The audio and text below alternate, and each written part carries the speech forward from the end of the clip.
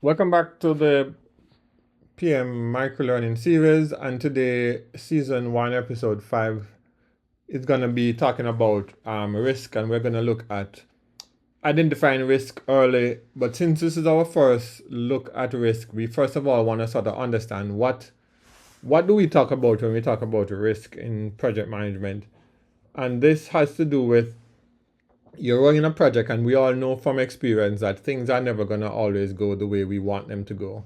So risk means there is something that can go wrong, and there's a whole school of thought that speaks about stuff that goes better than expected as opportunities, and they fall in the same sort of category where you can't predict them exactly, but you need to be aware that they exist. So how do you become aware that they exist? Let's go through.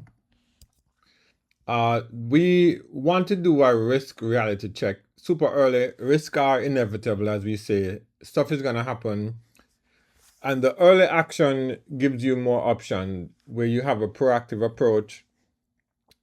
Team morale is gonna be super important in terms of how people see the project leadership team react to these risks.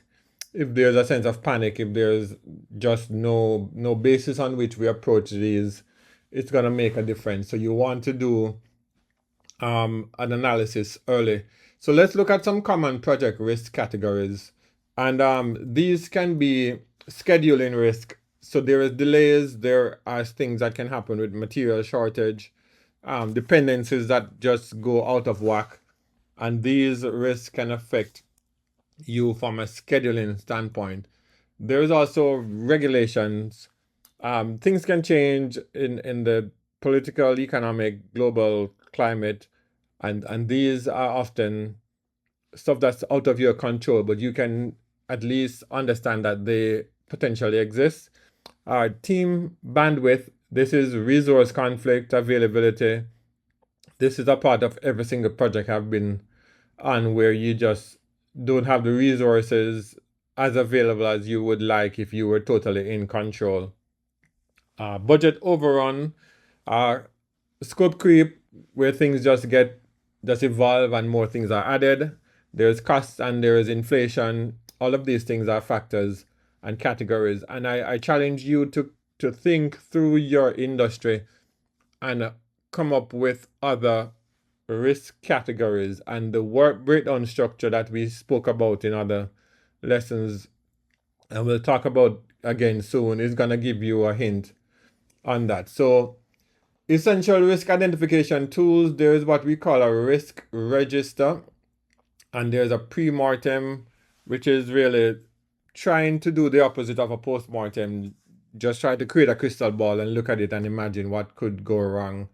There is a SWOT analysis, which is you sit with your team and look at strengths, weaknesses, opportunities, and threats in a comprehensive way. But I want to take you back to and make the rest of this micro lesson be focused on risk register.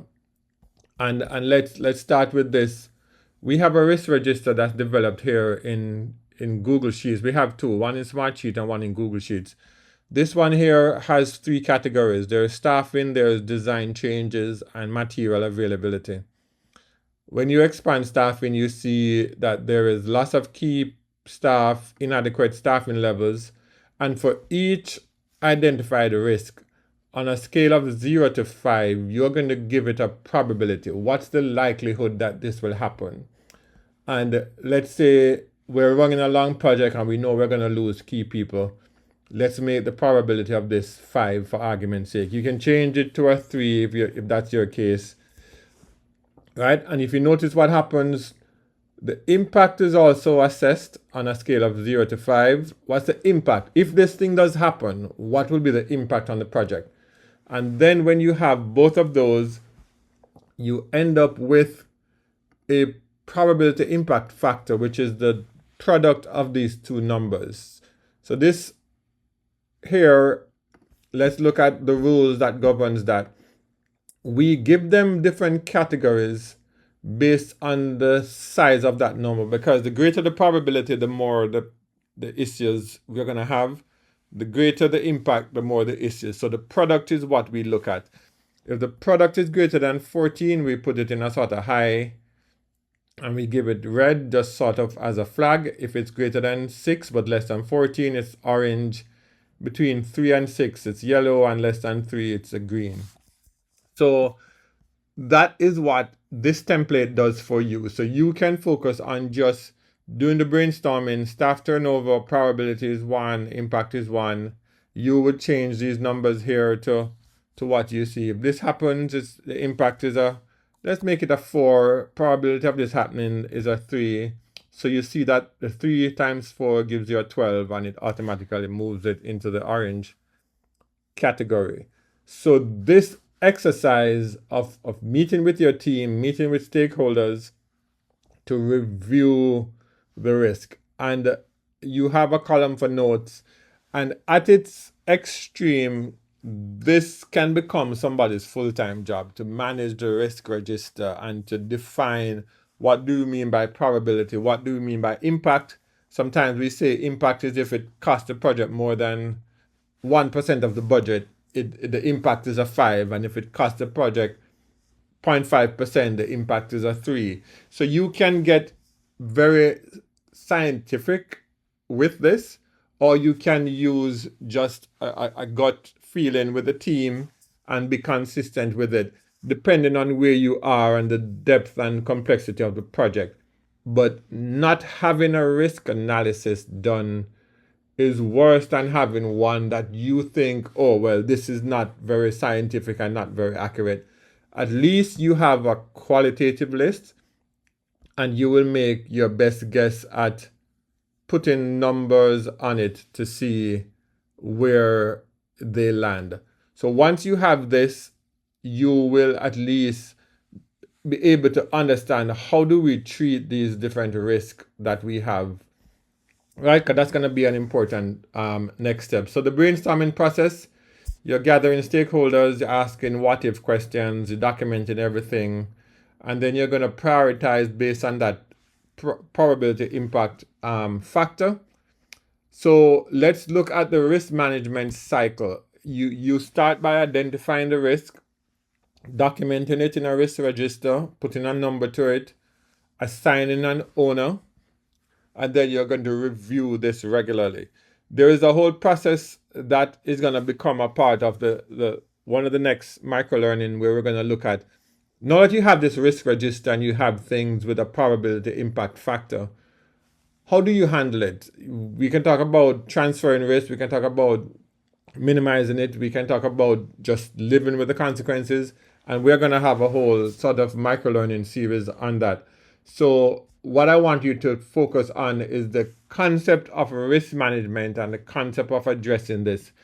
This here is one of the fundamental theoretical concept that I took from the world of PMP training and project management studies that you will never get by observing project in the real world. So I really want you to take this lesson to heart. The 2 templates are going to be linked in the chat, so you can benefit from the power of early identification.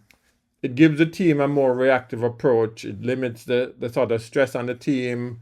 You would have spoken about potential contingency of time and resources to handle what comes up, and it just makes for a stronger reaction. So the key takeaway is to control through action. The sooner you identify the risk, the more control you have. You can know what should be on a watch list, what the reactions are going to be. If it's a high probability and a high impact, you have to discuss a plan.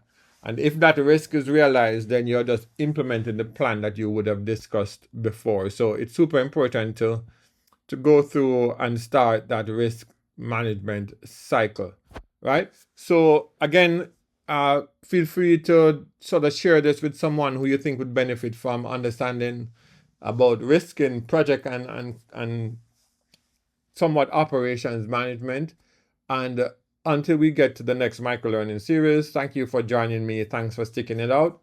And you have a great day, and see you in the next micro lesson.